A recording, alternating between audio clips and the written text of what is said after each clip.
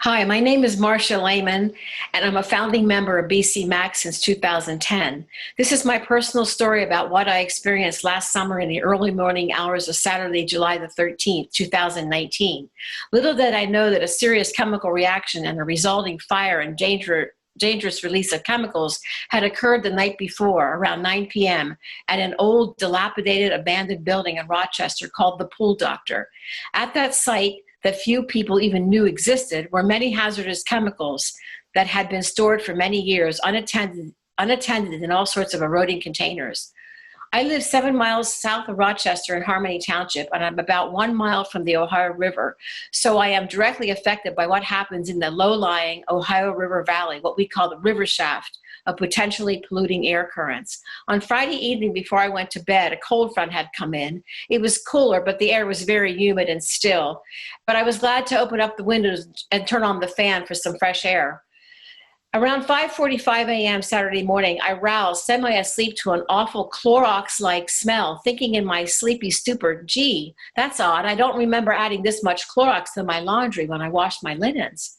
I immediately got out of bed in the early morning, first light, and realized my entire bedroom and house smelled of strong chlorine. When I looked out the window, the entire valley, as far as the eye could see, was enveloped with a thick, white, fog-like cloud. Of course, I immediately closed all the windows. I felt a burning nasal irritation and a headache coming on, pretty unsettling.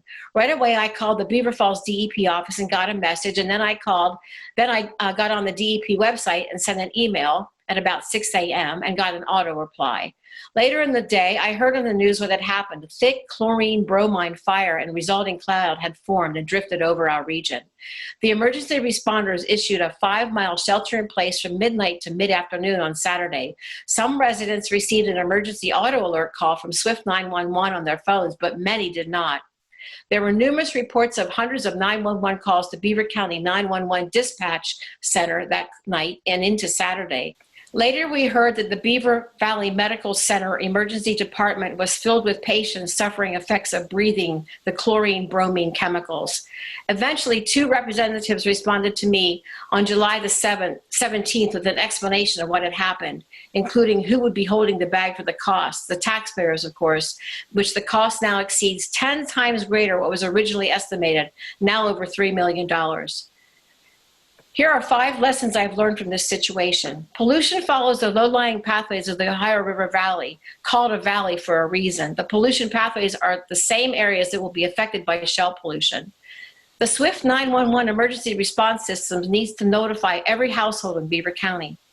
The situation in Rochester needs to be seen as a wake-up call for much more devastating situations that will inevitably happen with the Shell petrochemical ethane plant.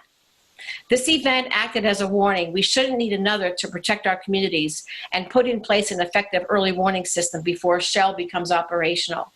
The effects of hazardous chemicals are immediate, dangerous, and life-threatening. When the first problems occur at the Shell plant, we might be experiencing a dangerous situation today, not just the threat of cancer in 15 to 20 years. Thank you for listening.